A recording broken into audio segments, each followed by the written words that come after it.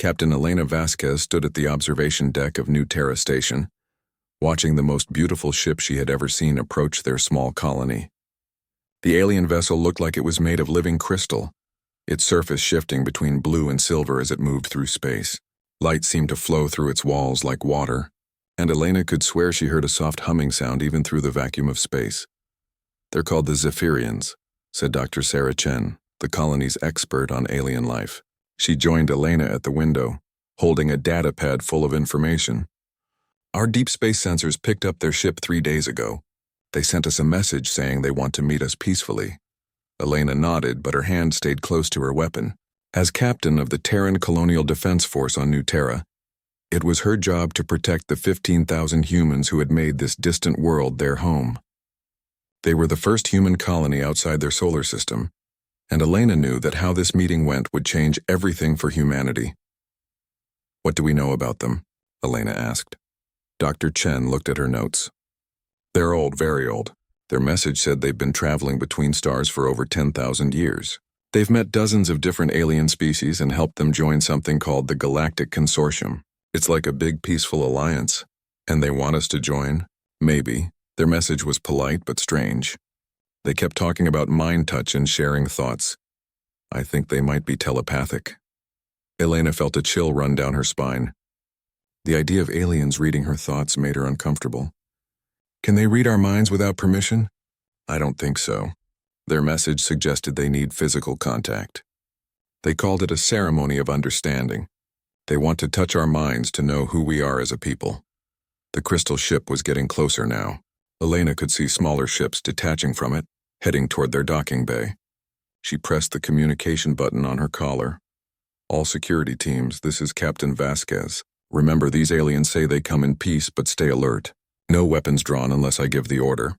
20 minutes later, Elena stood in the main docking bay with a small group of humans. Dr. Chen was there, along with Lieutenant Martinez and 3 other security officers. They had chosen this bay because it was large and open, with plenty of space for both groups to feel comfortable. The alien ship that landed was smaller than Elena expected, about the size of a shuttle. It was just as beautiful as the mothership, made of the same flowing crystal material. When it opened, there was no harsh hiss of air like human ships made. Instead, the door simply melted away like ice in warm water. The first alien to step out took Elena's breath away. It was tall and graceful, with skin that seemed to glow with soft white light. Its body was humanoid but more delicate, with long fingers and large eyes that changed color like opals. It wore flowing robes that moved like liquid silver. 3 more aliens followed, all similar but each with slightly different coloring.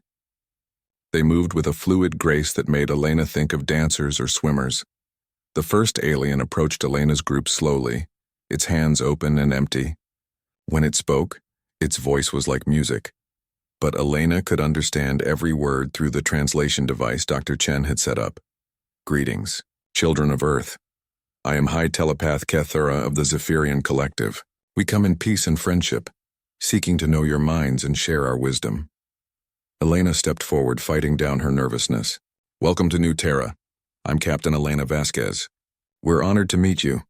Kethara tilted its head in what might have been a bow. "The honor is ours, Captain. Your species is young, but we sense great potential in you. We would like to begin the ceremony of mind touch, if you are willing." Dr. Chen had briefed Elena on this. The Zephyrians believed that true understanding could only come from sharing thoughts directly. They had used this method with every species they'd ever met, and it had always led to peaceful relationships. "What exactly does this ceremony involve?" Elena asked. "It is simple and painless," Kethara replied, its voice warm and reassuring. "I will place my hands on your temples and open my mind to yours. For a few moments we will share thoughts and feelings. I will see who you are as a person and as a representative of your species. It is the greatest gift we can offer each other." Elena looked at Dr. Chen, who nodded encouragingly. They had discussed this possibility, and both women agreed that if the aliens seemed peaceful, they should try to build trust. "Will it hurt?" Elena asked. "Never," Kithara said, and the other aliens made sounds that might have been gentle laughter. "In 10,000 years, we have never caused harm through mind touch. Your thoughts may feel strange to us at first, as ours will to you, but there is no danger." Elena took a deep breath. As captain, It was her responsibility to take risks for her people. If this mind touch could lead to friendship with an advanced alien civilization, she had to try. "All right," she said. "I'm ready." Kithara smiled, an expression that looked strange but genuinely happy on its alien features. It approached Elena slowly, raising its long, delicate hands. The other Zephyrians formed a loose circle around them, closing their eyes as if preparing for meditation. "Do not resist," Kithara said softly. "Open your mind and let me see who you truly are." Elena stood still as the alien's cool fingers touched her temples. The skin contact felt strange, like touching ice that somehow didn't make her cold.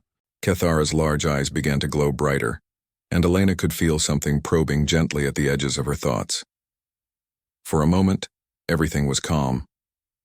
Elena felt a sense of peace and ancient wisdom flowing from the alien's mind. She sensed vast knowledge, memories of countless worlds and species, and a deep desire for harmony and understanding. Then something changed. Kithara's eyes suddenly widened in shock. The gentle glow became a blazing light, and the alien's peaceful expression twisted into something Elena had never seen before: pure terror. The alien's mouth opened, and a sound came out that made Elena's blood freeze. It wasn't quite a scream and wasn't quite music, but it was the most horrible thing she had ever heard. The sound seemed to go on forever, echoing through the docking bay and making the metal walls vibrate. The other Zephyrians cried out as well, clutching their heads as if in terrible pain. Kithara's hands jerked away from Elena's head, and the tall alien stumbled backward, its glowing skin now flickering like a broken light. "Kithara," one of the other aliens shouted, rushing forward to catch the high telepath as it collapsed to the floor. Elena stood frozen, her mind reeling. What had just happened? She felt fine, but the aliens were clearly in distress. Kithara was unconscious on the floor, its body shaking as if it was having a seizure. Dr. Chen rushed forward with her medical scanner. "Captain, what did you do?" "Nothing," Elena protested. "I just stood there. I didn't resist or try to hide anything." The other Zephyrians were backing away from the humans now, their colorful eyes wide with fear. One of them spoke quickly in their own language, words that sounded like a mix of singing and sobbing. Elena looked down at Kithara's unconscious form and felt a cold dread settling in her stomach. Whatever had just happened, she had the terrible feeling that it was going to change everything. The scream that came from Kithara's mind was not just heard in the docking bay. It traveled through space itself, carried by the invisible network that connected all Zephyrian minds across their crystal ship. On the bridge of the Mind Bridge, Navigator Silenth was guiding the great ship into a stable orbit when the mental shriek hit her like a physical blow.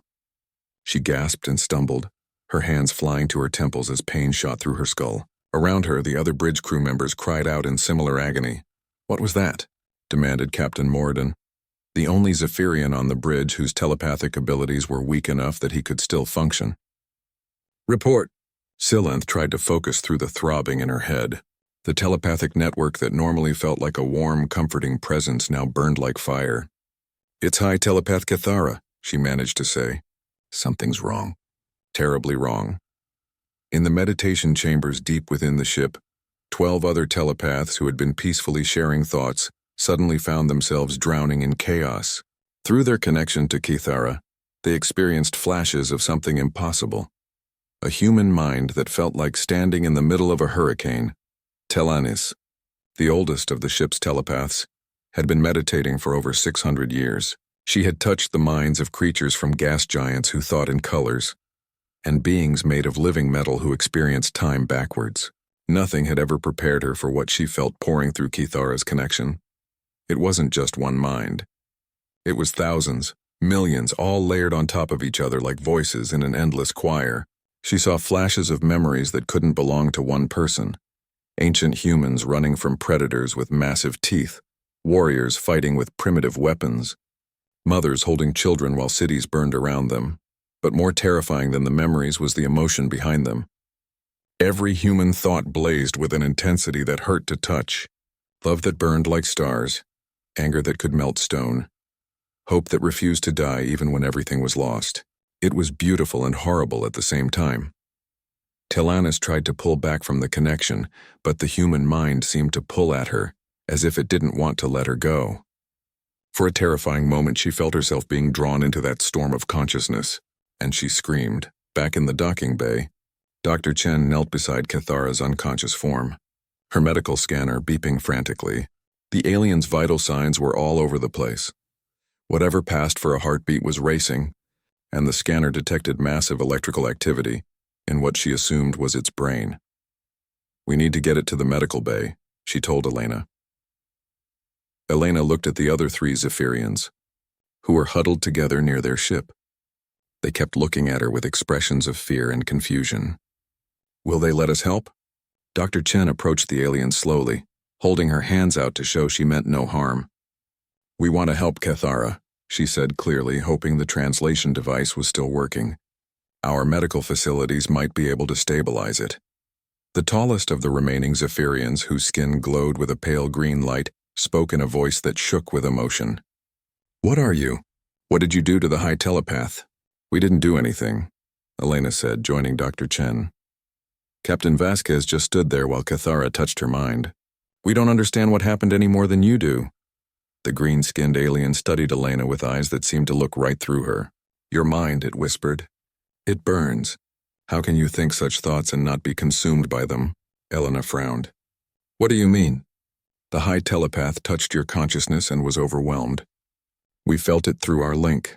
Your thoughts are like fire, like storms, like the space between stars. How can one being contain so much?" Dr. Chen and Elena exchanged glances. "Maybe we should take this conversation to a more comfortable place," Dr. Chen suggested. "Somewhere we can talk and help Cathara at the same time." The medical bay on New Terra Station was small but well-equipped. Dr. Chen had designed it to handle both human injuries and any alien biology they might encounter. Now she found herself trying to understand how to help a being made of light and consciousness.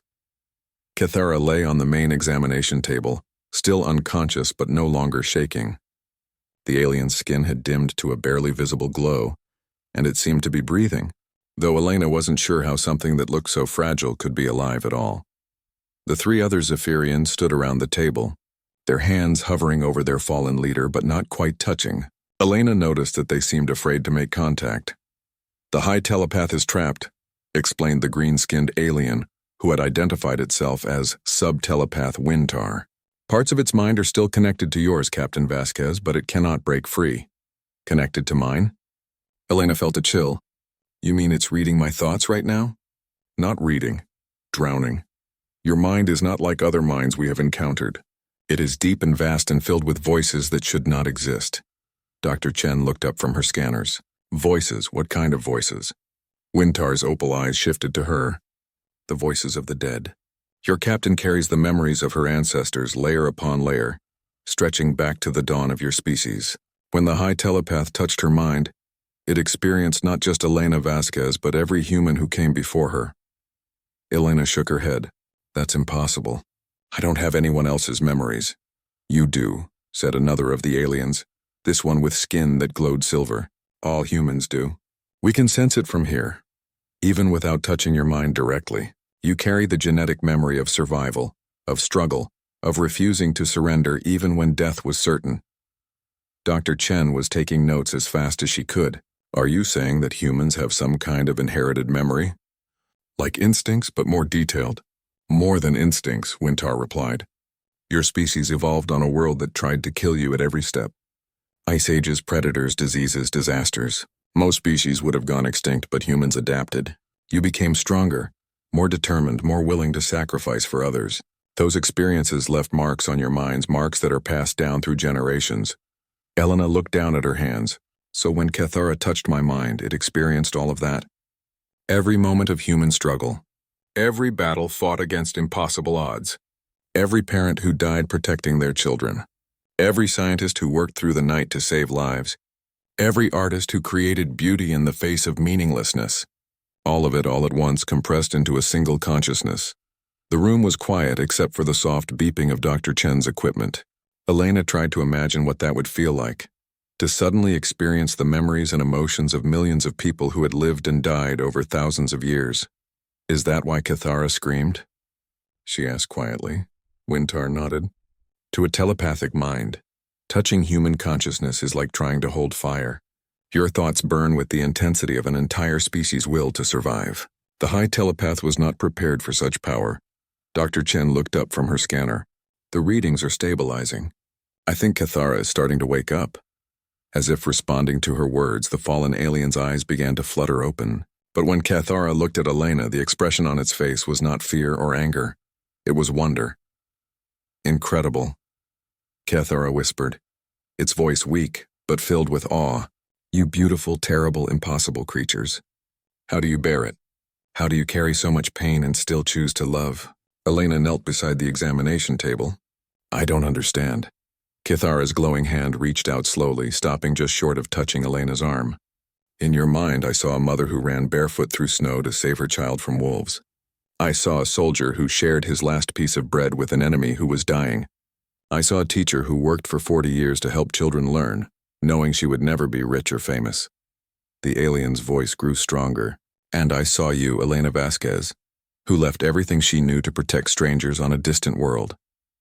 You carry their strength, their love, their refusal to give up.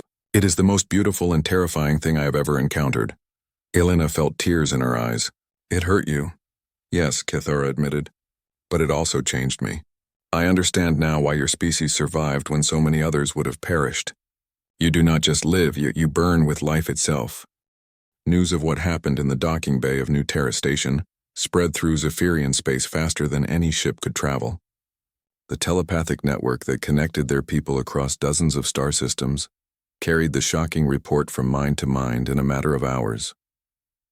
On the ancient world of Zephyr Prime, in the Crystal Palace that had stood for 8,000 years, the Council of Minds gathered in emergency session. The great chamber was a marvel of living architecture, its walls made of the same flowing crystal as their ships, but grown over millennia into graceful spires and arches that seemed to breathe with their own inner light. 12 of the most powerful telepaths in Zephyrian history sat in a circle at the center of the chamber. Each had lived for over 1,000 years and had personally guided dozens of species into the Galactic Consortium. They had seen gas-breathing creatures from the edge of black holes, silicon-based life forms that thought in mathematical equations, and energy beings that existed as pure consciousness. Nothing in their vast experience had prepared them for the report from the Mind Bridge. Tell us again what High Telepath Cathara experienced, said First Counselor Velmoth, her ancient voice echoing in the crystal chamber. At 3,000 years old, she was the oldest living Zephyrian, and her skin glowed with the deep blue of accumulated wisdom. Navigator Silenth, who had been brought to the homeworld by emergency jump ship, stood in the center of the circle. Her usual calm had been shattered by what she had felt through the telepathic link, and her hands still trembled as she spoke.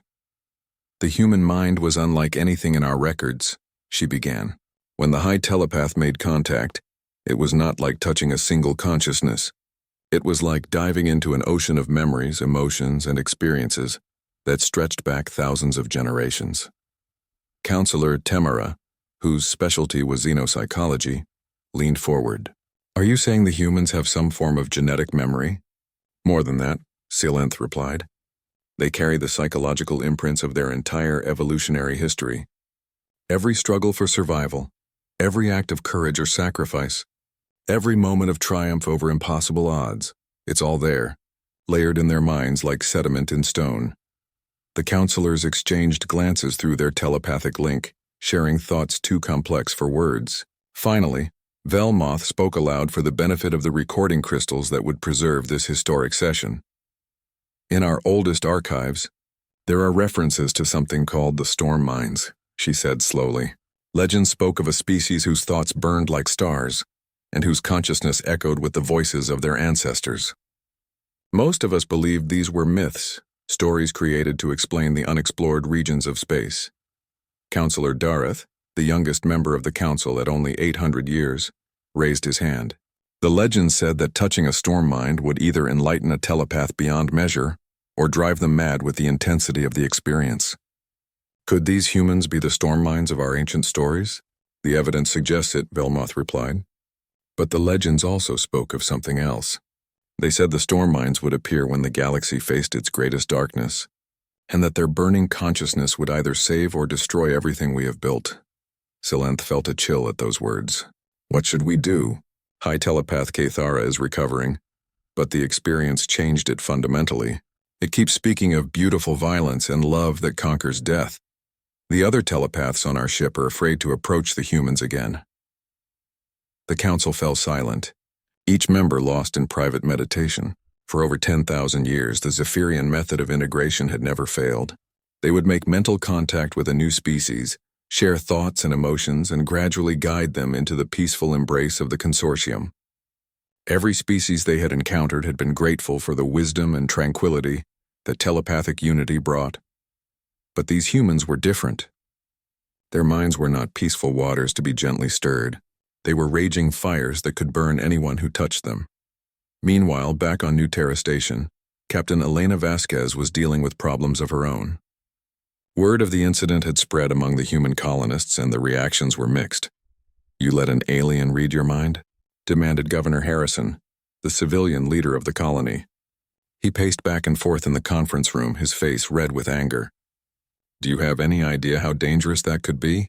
What if it learned our military secrets, our weaknesses?" Elena remained calm, though she could feel a headache building behind her eyes. "The Zephyrian didn't read my mind in the way you're thinking. It was more like experiencing what it means to be human, and from what I could tell, it was more shocked than we were." Dr. Chen looked up from her notes. "The medical readings are fascinating. During the contact, both Elena's and Kithara's brain activity spiked to levels that should have been fatal. But somehow both of them survived the experience. What does that mean?" asked Lieutenant Martinez. "I'm not sure yet," Dr. Chen admitted, "but I think it means that human consciousness is much more complex than we realized. The Zephyrians described our minds as containing layers of ancestral memory. If that's true, it might explain a lot about human behavior, our instincts, our drives, our ability to endure hardship." Governor Harrison stopped pacing. "Are you saying we're carrying around the thoughts of dead people?" "Not thoughts exactly," Dr. Chen replied. "More like emotional and psychological patterns that have been passed down through our genes. The Zephyrians called it genetic memory, but it's more sophisticated than what we see in animals. It's as if the experiences of our ancestors have been encoded into our very consciousness." Elena touched her temple, remembering the moment when Kathara's fingers had made contact. "During the mind touch, I felt like I was connected to something vast. For just a second, I could sense, I don't know how to describe it. It was like hearing the voices of everyone who had ever lived all speaking at once." "That sounds terrifying," Lieutenant Martinez said. "It was," Elena admitted, "but it was also incredible. I felt connected to every human who had ever faced impossible odds and refused to give up. Every parent who had protected their children, every explorer who had pushed into the unknown, every person who had chosen to help others even when it cost them everything." Dr. Chen made a note. "The Zephyrians said that touching your mind was like trying to hold fire. They described human consciousness as burning with the intensity of our species' will to survive." Governor Harrison sat down heavily. "So what happens now? Do we try to make contact again, or do we tell them to leave?" Before Elena could answer, her communication device chirped. She pressed the button and heard Wintar's musical voice translated by their systems. "Captain Vasquez, we have received word from our homeworld. The Council of Minds wishes to speak with you directly." Elena looked around the room at her colleagues. "What does that mean?" "It means," Wintar replied, "that in 10,000 years of galactic diplomacy, you and your species have presented us with something we have never encountered before. The Council must decide whether humanity represents a threat to the peace of the galaxy or the key to its salvation." The room fell silent. Elena realized that this moment would determine not just the fate of New Terra, but possibly the future of all humanity.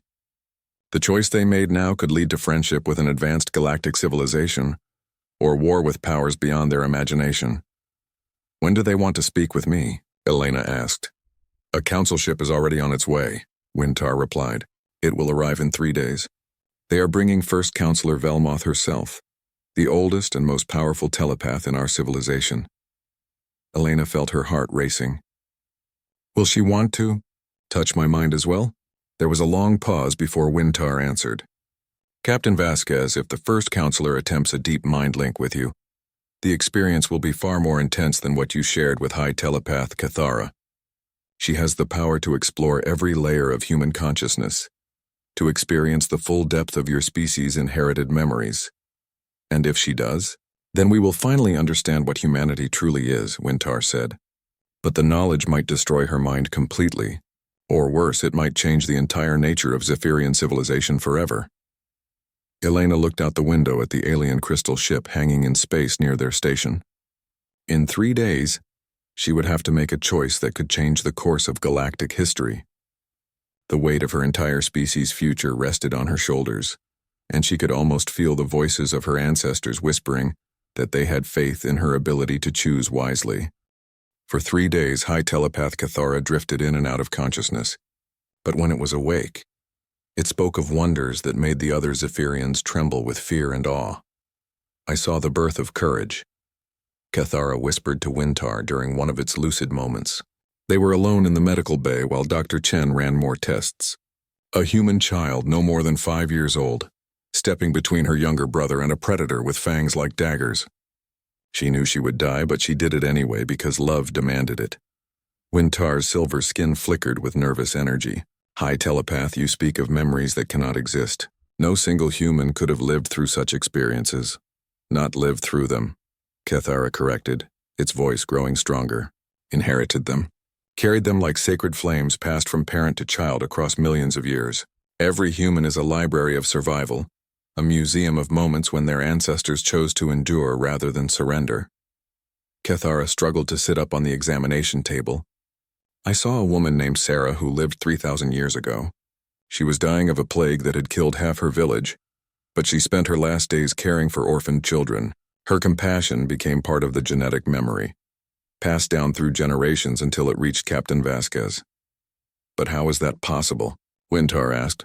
Their planet, Cathara said, its eyes glowing brighter with excitement.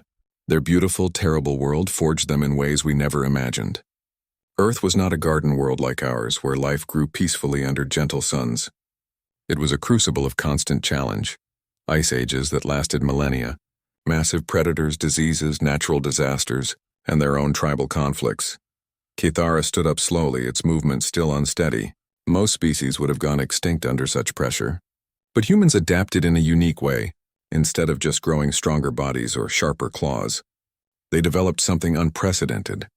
The ability to learn from every tragedy and pass that wisdom to their children, not just through stories, but through the very structure of their minds. Dr. Chen, who had been quietly monitoring from her workstation, looked up with interest. Are you saying that human DNA contains actual memories? Not memories as we understand them, Cathara replied. Emotional patterns, survival instincts, the psychological tools needed to face impossible situations and find a way through them. When I touched Captain Vasquez's mind, I experienced the accumulated wisdom of her entire species. Wintar shook its head. The intensity nearly killed you. How do humans bear such mental weight? Because they do not experience it as weight, Cathara said with wonder. To them it is simply who they are. The courage of their ancestors is their courage. The love that drove ancient mothers to sacrifice everything for their children is the same love that drives them to protect strangers on distant worlds. They are not burdened by their inheritance, they are empowered by it. Meanwhile, Captain Elena Vasquez was having troubles of her own. The approaching council ship had triggered panic among some of the colonists, and she was spending most of her time trying to keep order. They should leave, demanded Marcus Webb, the head of the miners' union. We came out here to build a new life, not to get involved in alien politics. What if these council people decide we're dangerous? What if they try to destroy us? Elena stood at the front of the crowded meeting hall, facing over 200 worried colonists. We don't know what they want yet. All we can do is stay calm and see what they have to say. Easy for you to say, called out another voice. You're not the one with 3 kids to protect. Maybe you should have thought about that before letting the alien mess with your brain. Elena felt a flash of anger, but she pushed it down. These people were scared, and they had a right to be. I understand your concerns, but running away isn't an option. If the Zephyrians wanted to hurt us, they could have done it already. Their technology is far beyond ours. Governor Harrison stood up. What exactly are you proposing, Captain? I'm proposing that we meet with this council and try to understand what they want. Maybe we can find a peaceful solution that benefits everyone. Dr. Chen raised her hand. I've been studying the data from Elena's contact with Cathara. I think I'm beginning to understand what makes humans different from other species the Zephyrians have encountered. The room fell quiet as she moved to the front and activated a holographic display. Most alien species seem to develop in relatively stable environments. They evolve cooperation and telepathy because it helps them survive in peaceful conditions. But Earth was different. The display showed images of Earth's history: ice ages, volcanic eruptions, mass extinctions. Our planet went through constant cycles of near destruction and recovery. Life on Earth had to be tough, adaptable, and willing to sacrifice for the next generation. That pressure didn't just shape our bodies, it shaped our minds. "What does that mean for us now?" asked someone from the back. "It means," Dr. Chen replied, "that humans might be uniquely suited to handle challenges that would overwhelm other species. The Zephyrians describe our minds as burning with intensity. That intensity is our superpower. It's what lets us face impossible odds and keep fighting." Elena nodded. "Dr. Chen is right.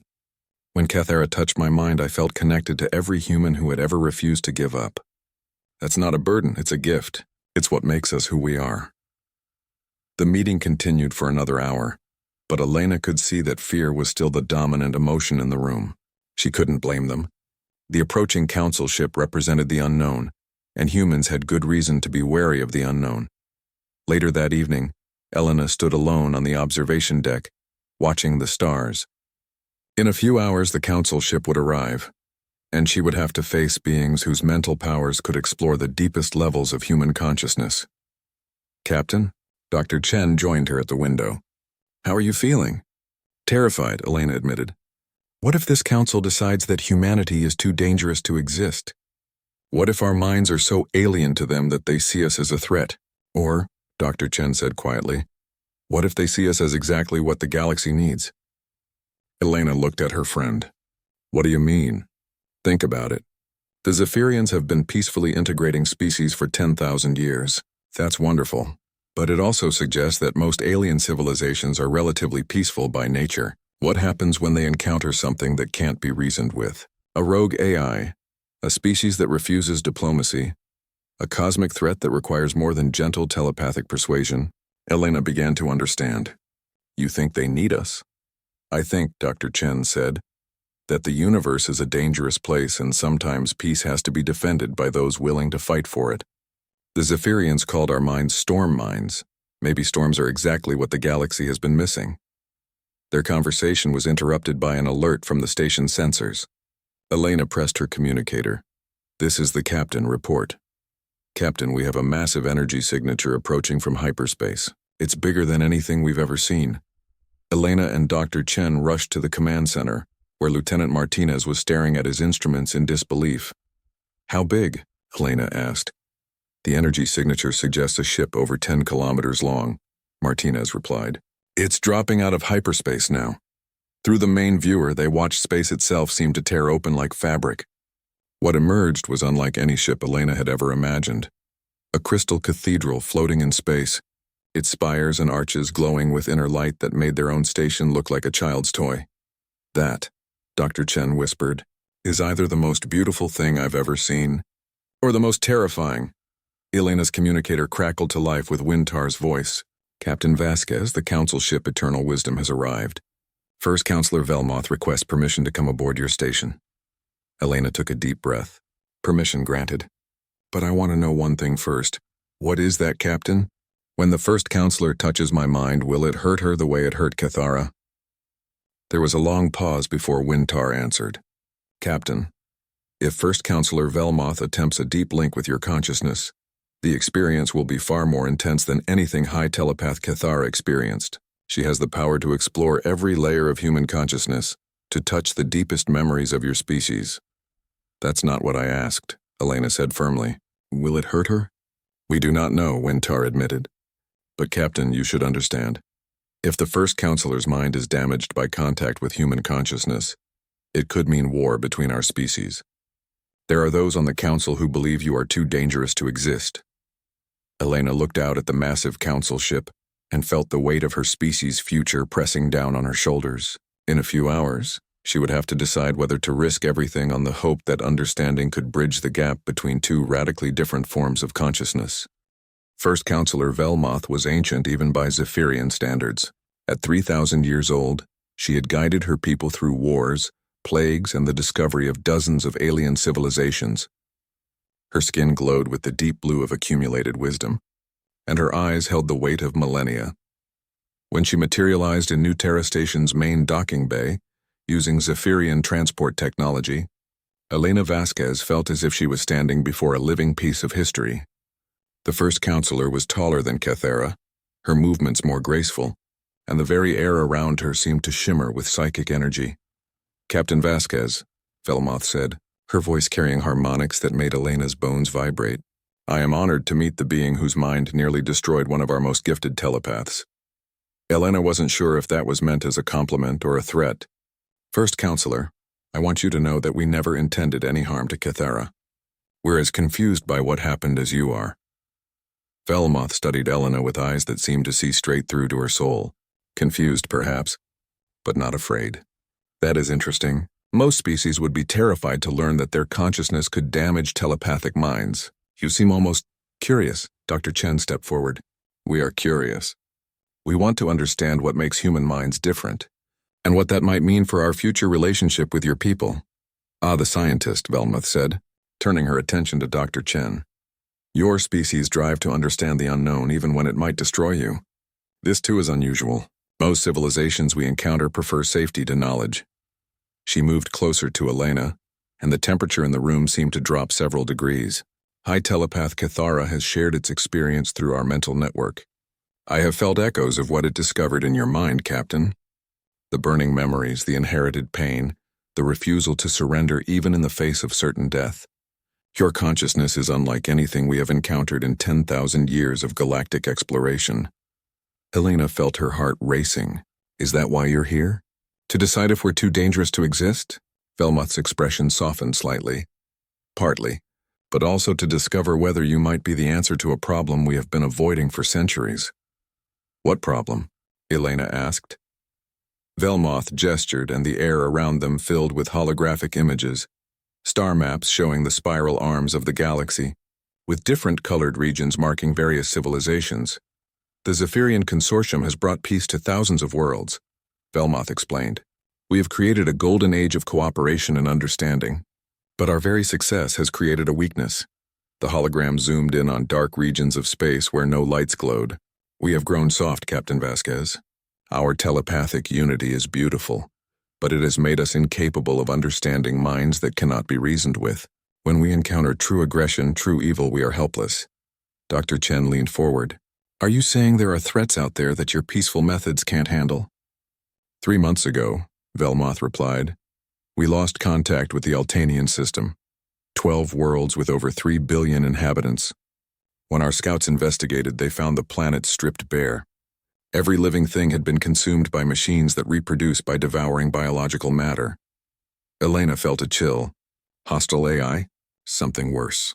An intelligence that feeds on suffering and delights in destruction. Our telepaths cannot even approach it.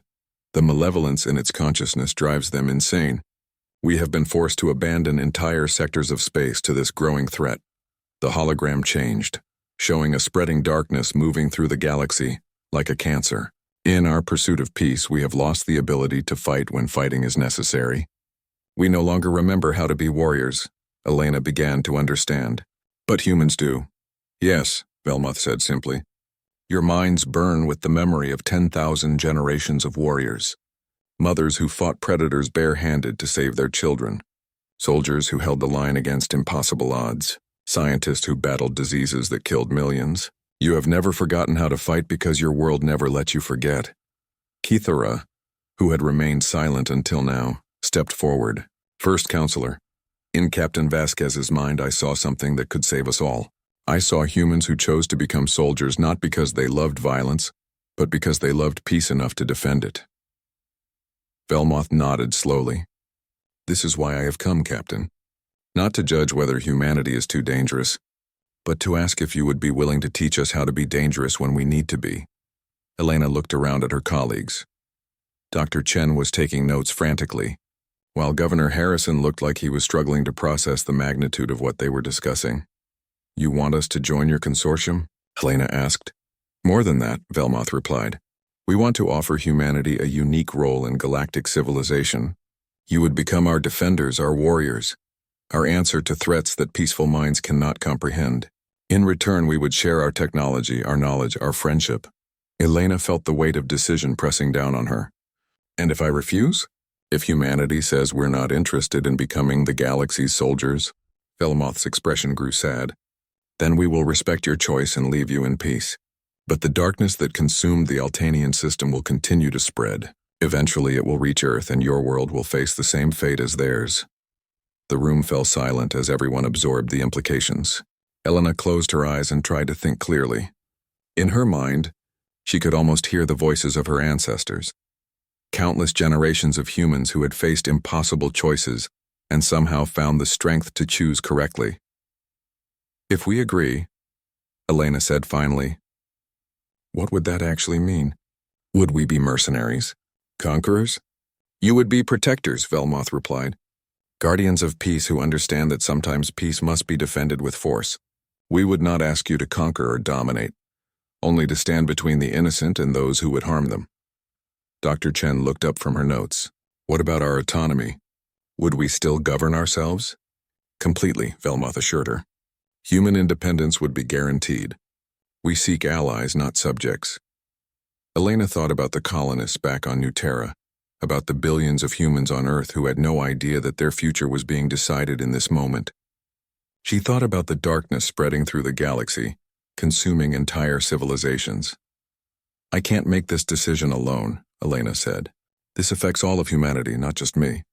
Of course, Velmoth agreed. But I can give you something to help with that decision. The first counselor stepped closer to Elena.